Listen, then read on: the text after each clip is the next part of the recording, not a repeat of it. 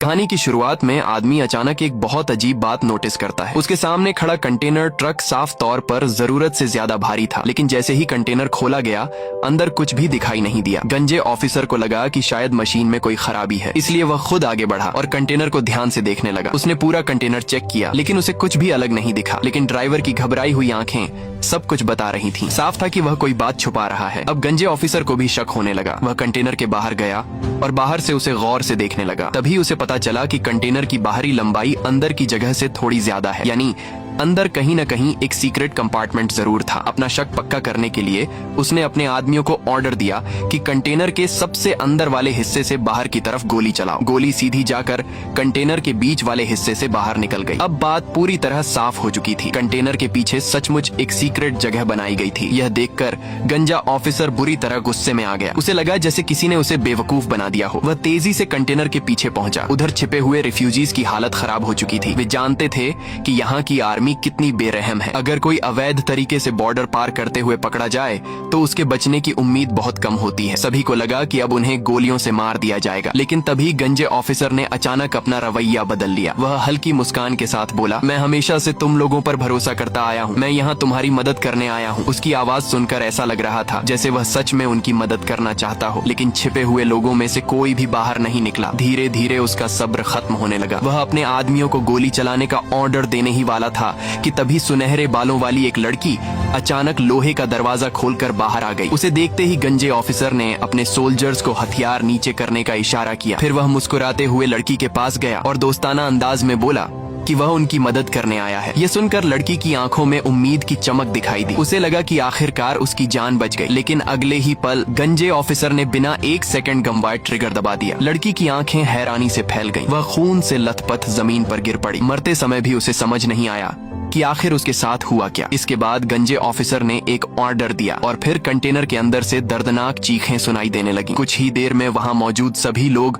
खून से लथपथ पड़े थे। कोई भी जिंदा नहीं बचा। सिर्फ एक औरत बच पाई। वह लकड़ी के बॉक्सों के ऊपर छिपी हुई थी। वह अपने दोनों हाथों से मुंह दबाए बैठी रही ताकि उसकी जरा सी भी आवाज बाहर न जाए। उसके दिल में बस एक ही दुआ थी, किसी तरह यह सब जल्दी खत्म हो जाए। तभी उसे महसूस हुआ कि गंजे ऑफिसर के कदमों की आवाज उसकी तरफ बढ़ रही है। डर के मारे उसने अपने मुंह को और कसकर दबा लिया। उसे डर था कि अगर थोड़ी सी भी आवाज निकली तो वह भी मारी जाएगी। जैसे ही ऑफिसर उसकी तरफ आने वाला था तभी अचानक एक डॉग वहां दौड़ता हुआ आ गया। डॉग को देखते ही ऑफिसर के चेहरे का भाव पूरी तरह बदल गया। कुछ सेकंड पहले जो आदमी बेहद क्रूर लग रहा था अब वही बहुत शांत और नरम दिखाई दे रहा था। उसने आसपास एक नजर डाली और वापस जाने लगा। लेकिन तभी उसे पीछे से एक छोटी बच्ची के रोने की आवाज सुनाई दी। उसकी आंखें तुरंत ठंडी हो गईं। वह अपने आदमियों से बोला, यहाँ सब साफ कर दो और इन लोगों का सारा सामान इकट्ठा कर लो। ऑर्डर मिलते ही सोल्जर्स काम पर लग गए। एक एक करके लाशों को बाहर निकाला गया। कंटेनर के अंदर फैला खून भी पूरी तरह धो दिया गया। ऐसा साफ किया गया कि जैसे यहाँ कभी कुछ हुआ ही ना हो। धीरे धीरे कंटेनर का दरवाजा बंद हो गया और इस तरह वह खौफनाक घटना खत्म हो गई। जब औरत को यकीन हो गया कि बाहर से सभी लोगों के कदमों की आवाज दूर जा चुकी है तब उसने अपने मुंह से हाथ हटाया और फूट फूट कर रोने लगी। उसे खुशी थी कि उसकी जान बच गई, लेकिन वह यह भी जानती थी कि अब उसके सामने बहुत बड़ी मुसीबत खड़ी है। उसे लगा था कि अब उसकी परेशानी खत्म हो गई है, लेकिन असली मुसीबत तो अभी शुरू भी नहीं हुई थी। कुछ समय बाद उस कंटेनर को एक कार्गो शिप पर लाद दिया गया। कंटेनर के अंदर बैठी औरत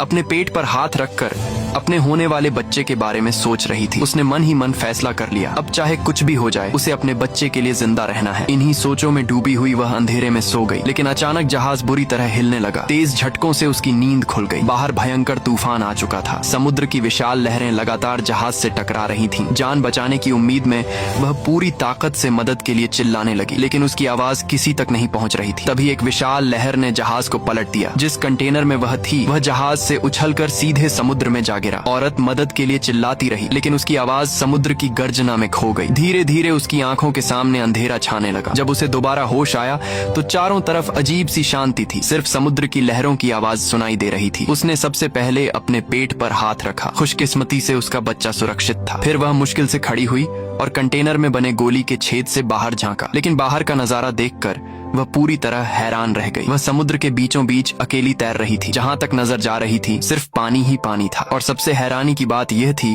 कि आसपास कई और कंटेनर भी समुद्र में तैर रहे थे। वह कुछ पल तक समझ ही नहीं पाई कि उसके साथ क्या हो गया है। घबराकर उसने अपना मोबाइल निकाला और मदद के लिए कॉल करने की कोशिश की, लेकिन तूफान के दौरान मोबाइल टूट चुका था। खुशकिस्मती से उसके पास एक दूसरा फोन भी था, लेकिन मुसीबत यह थी कि उसे उस फोन का पासवर्ड याद ही नहीं आ रहा था। वह पासवर्ड याद करने की कोशिश कर ही रही थी कि अचानक उसके पेट में तेज दर्द उठा। अब उसे समझ आ गया कि लगातार झटकों की वजह से बच्चे पर असर पड़ा है। डिलीवरी का समय भी पास था और वह समुद्र के बीचों बीच फंसी हुई थी। जैसे इतना काफी नहीं था, वैसे ही गोली के छेद की वजह से कंटेनर में पानी भी भरना शुरू हो गया था। अगर उसने जल्दी कुछ नहीं किया तो यह कंटेनर भी डूब जाएगा और उसके साथ उसकी आखिरी उम्मीद भी खत्म हो जाएगी। अब उसने दर्द सहते हुए कंटेनर में सामान ढूंढना शुरू किया। उसे उम्मीद थी कि शायद कोई ऐसी चीज मिल जाए जो उसके काम आ सके, लेकिन अंदर ज्यादातर बेकार सामान था। कुछ टीवी थे और कुछ कपड़े। उसे लगने लगा कि अब शायद कोई रास्ता नहीं बचा। हालांकि उसे नहीं पता था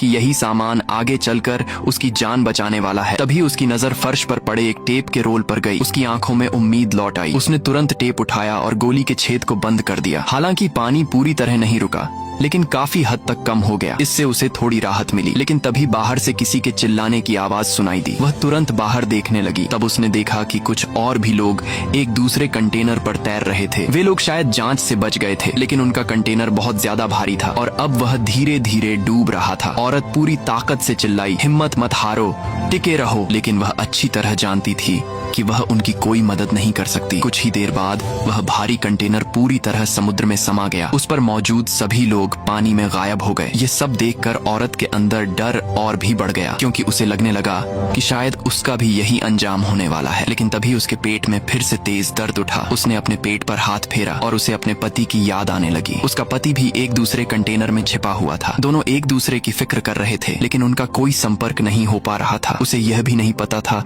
कि उसका पति जिंदा है या मर चुका है। अब उसके पेट में पल रहा बच्चा ही उसके जीने की एकमात्र वजह था। यही सोचते सोचते वह फिर सो गई। लेकिन कुछ देर बाद उसे बहुत ठंड लगने लगी और उसकी आंख खुल गई। उसने नीचे देखा तो उसके होश उड़ गए। पूरा कंटेनर पानी से भर चुका था। उसके पैर भी पानी में डूब चुके थे। सिर्फ एक रात में यह कंटेनर धीरे धीरे डूबने लगा था। अगर उसने जल्दी पानी बाहर नहीं निकाला तो उसका अंजाम भी उन लोगों जैसा होगा जिन्हें उसने अभी अभी डूबते देखा था। वह घबराकर इधर उधर देखने लगी। तभी उसकी नजर ऊपर लटके हुए एक दूसरे कंटेनर पर गई। उसने बड़ी मुश्किल से उसका दरवाजा खोला। उसे उम्मीद थी कि शायद अंदर कोई काम की चीज मिल जाए, लेकिन अंदर जो था उसे देखकर उसकी सारी उम्मीद टूट गई। अंदर सिर्फ खाने के डिब्बे रखे हुए थे। वह कुछ पल के लिए बिल्कुल चुप खड़ी रह गई, लेकिन तभी उसकी नजर उन डिब्बों से जुड़ी रबर की पाइपों पर पड़ी। रबर की पाइप देखते ही उसके दिमाग में एक आइडिया आया। उसने उन पाइपों की मदद से एक छोटा सा पानी निकालने वाला सिस्टम बना लिया। सबसे पहले उसने लकड़ी के सारे बक्से कंटेनर के एक तरफ जमा कर दिए। इससे कंटेनर थोड़ा झुक गया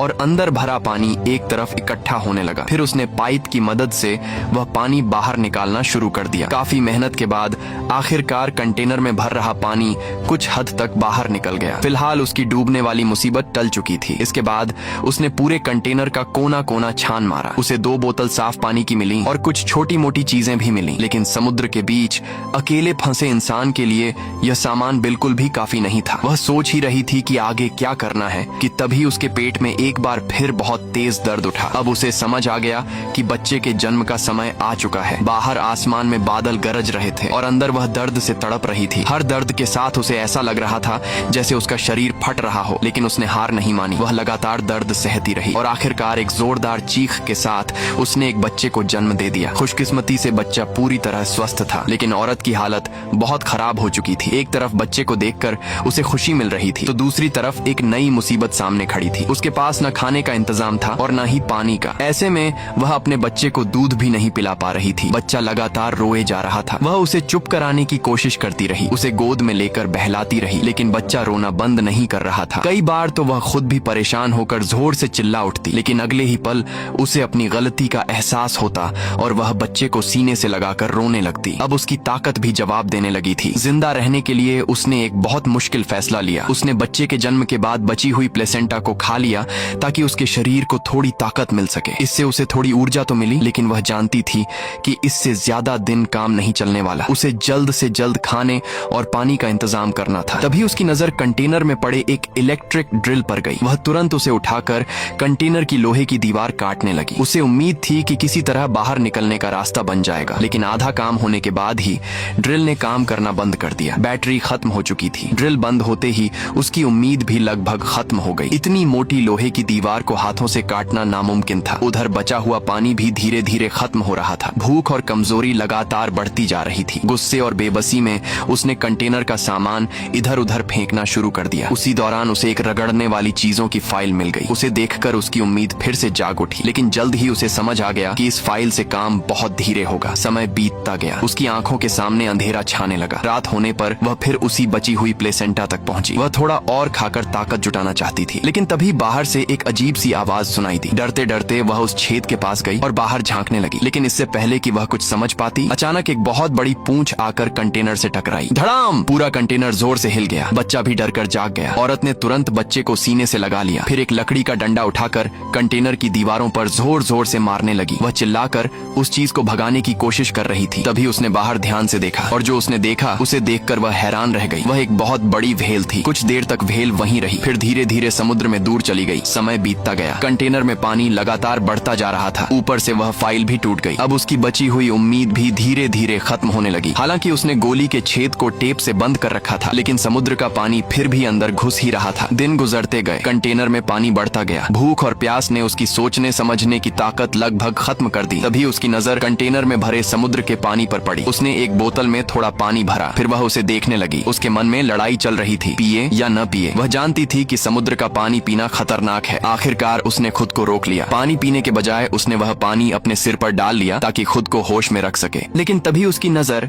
लोहे की छत से टपकती छोटी छोटी बूंदों पर पड़ी। वह तुरंत उनकी तरफ दौड़ी और जीभ से उन बूंदों को चाटने लगी, लेकिन इतनी थोड़ी बूंदों से उसकी प्यास नहीं बुझ सकती थी। इसलिए उसने उन्हें एक बोतल में इकट्ठा करना शुरू कर दिया। लेकिन उस पानी में जंग का स्वाद था। जैसे ही उसने उसे पिया, कुछ ही देर बाद उसे उल्टियां होने लगी। अब उसकी हालत पहले से भी ज्यादा खराब हो गई। उसे लगने लगा कि शायद अब वह नहीं बच पाएगी। लेकिन तभी उसके चेहरे पर ठंडे पानी की कुछ बूंदें गिरी। उसने धीरे धीरे आंखें खोली और देखा कि बारिश शुरू हो चुकी थी। बारिश का पानी उस छेद से होकर अंदर गिर रहा था जिसे उसने पहले ड्रिल से बनाया था। ये देखकर उसकी आंखों में फिर से उम्मीद लौट आई। वह तुरंत उठी और बारिश का पानी पीने लगी। कई दिनों बाद उसे साफ पानी मिला था। ठंडा पानी गले से नीचे उतरते ही उसे लगा जैसे उसकी जान वापस लौट आई हो। पेट भरकर पानी पीने के बाद उसने तुरंत खाने के डिब्बे उठाए और उनमें बारिश का पानी जमा करना शुरू कर दिया, क्योंकि अब यही पानी उसकी और उसके बच्चे की जिंदगी बचाने वाला था। बारिश का पानी देखकर औरत की आंखों में फिर से जीने की उम्मीद लौट आई। वह जल्दी जल्दी कंटेनर में पड़े सारे खाने के डिब्बे उठाने लगी और उनमें बारिश का पानी जमा करने लगी। उसे अच्छी तरह पता था कि यही साफ पानी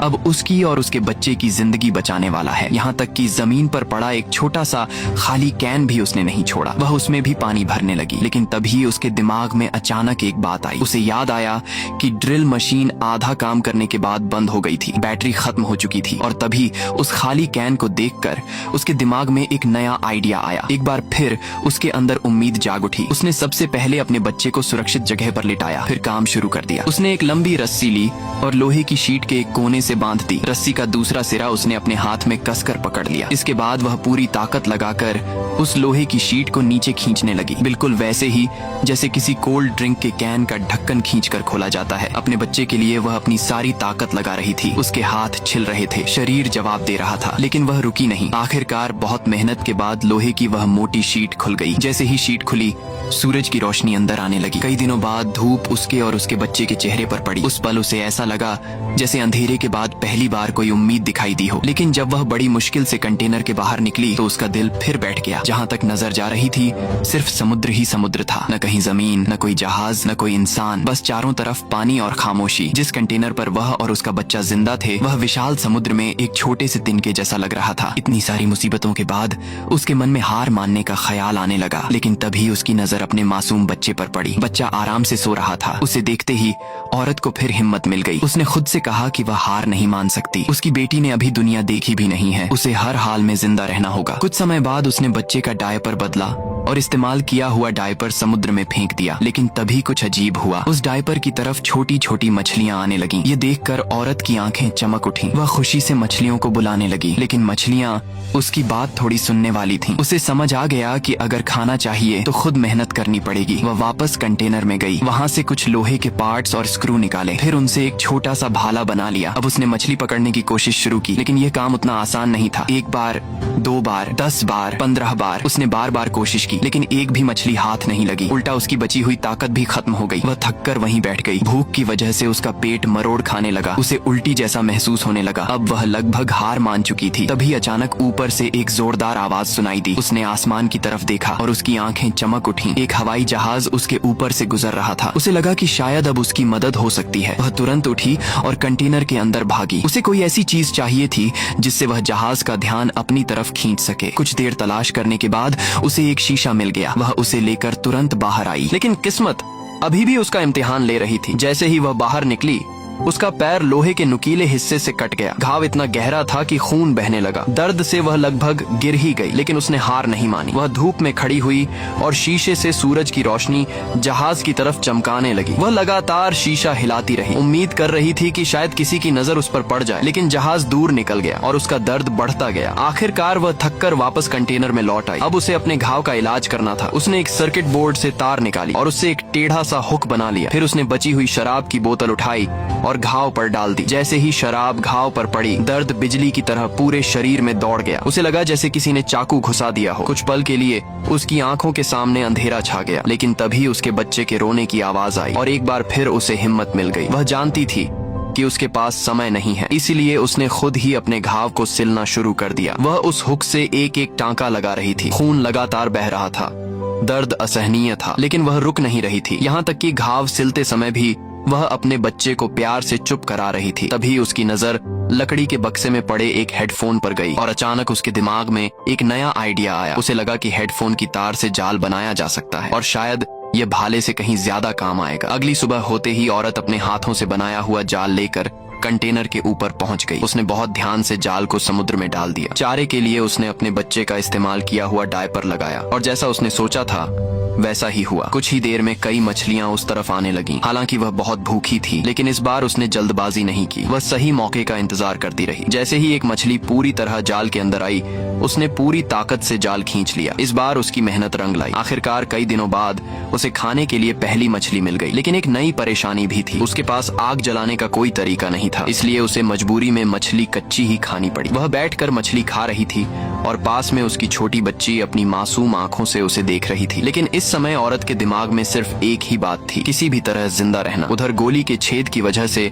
कंटेनर में पानी लगातार बढ़ता जा रहा था, इसलिए उसे हर थोड़ी देर में पानी बाहर निकालना पड़ता था। अगर वह ऐसा न करती तो कंटेनर कभी का डूब चुका होता। साथ ही वह इस समुद्र से निकलने का रास्ता भी ढूंढ रही थी। उसने कई कागजों पर मदद के संदेश लिखे, फिर उन कागजों को खाने के डिब्बों में डालकर समुद्र में बहा दिया। उसे पता था कि किसी के हाथ लगने की संभावना बहुत कम है, लेकिन फिर भी उसने उम्मीद नहीं छोड़ी, क्योंकि अब उम्मीद ही उसकी सबसे बड़ी ताकत थी। जब वह अकेलापन महसूस करती तो दूर समुद्र की तरफ देखने लगती। उसे अपने पति की याद आती। वह सोचती कि पता नहीं वह इस समय कहाँ होगा, जिंदा होगा या नहीं। जब उसके पास बात करने के लिए कोई नहीं होता तो वह अपनी बच्ची से बातें करने लगती। उसे अपने पुराने दिनों की कहानियां सुनाती। वह बताती कि कैसे वह और उसका पति युद्ध से बचते हुए भागे थे, कैसे दोनों ने साथ मिलकर हर मुश्किल का सामना किया था। हालांकि बच्ची इतनी छोटी थी कि कुछ भी समझ नहीं सकती थी, लेकिन फिर भी औरत उससे बातें करती रहती, क्योंकि इससे उसे हिम्मत मिलती थी। एक रात वह अपनी सोई हुई बच्ची को देख रही थी। उसने प्यार से उसके गाल पर हाथ फेरा और मन ही मन एक वादा किया, चाहे कुछ भी हो जाए वह अपनी बेटी को बचा कर रहेगी। एक दिन अचानक उसका फोन बज उठा। आवाज सुनते ही वह चौंक गई। दूसरी तरफ उसका पति था। इतने दिनों बाद उसकी आवाज सुनकर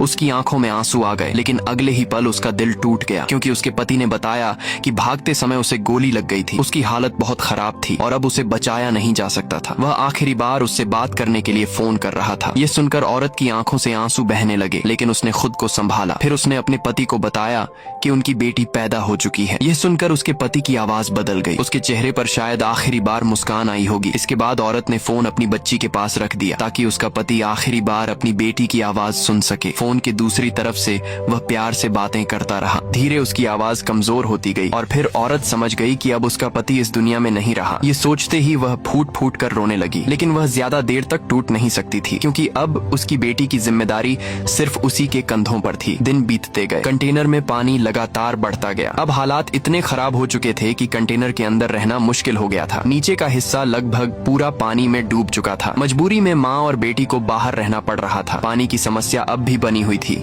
इसलिए उसने एक नया तरीका निकाला। उसने स्पंज लगे हुए लकड़ी के टुकड़े पानी में डुबोए। जब वे पानी सोख लेते तो उन्हें वापस निकाल लाती। फिर खाने के डिब्बों की मदद से धूप में पानी को भाप बनाकर साफ पानी तैयार करती। इस तरह उसे पीने के लिए थोड़ा थोड़ा पानी मिलने लगा। तभी एक दिन कुछ ऐसा हुआ जिसने उसके अंदर नई उम्मीद भर दी। उसने आसमान में एक समुद्री पक्षी उड़ता हुआ देखा। उसे पता था कि ऐसे पक्षी आमतौर पर जमीन के आसपास ही दिखाई देते हैं। यह देखकर वह खुशी से भर गई। उसे लगा कि शायद कहीं न कहीं जमीन पास ही है। उस रात उसने बिल्कुल भी आराम नहीं किया। पूरी रात जागकर उसने एक पाल तैयार की ताकि कंटेनर हवा के सहारे तेजी से आगे बढ़ सके। लेकिन जैसे ही उसे लगा कि किस्मत अब उसका साथ देने लगी है, उसी समय एक और बड़ी मुसीबत सामने आ गई। कंटेनर का दरवाजा अब पानी का दबाव सह नहीं पा रहा था और फिर अचानक दरवाजा पूरी तरह टूट गया। समुद्र का पानी तेजी से अंदर घुसने लगा। कुछ ही पलों में पूरा कंटेनर पानी से भरने लगा। औरत समझ गई कि अब यह कंटेनर ज्यादा देर तक तैर नहीं पाएगा। अगर उसने कुछ नहीं किया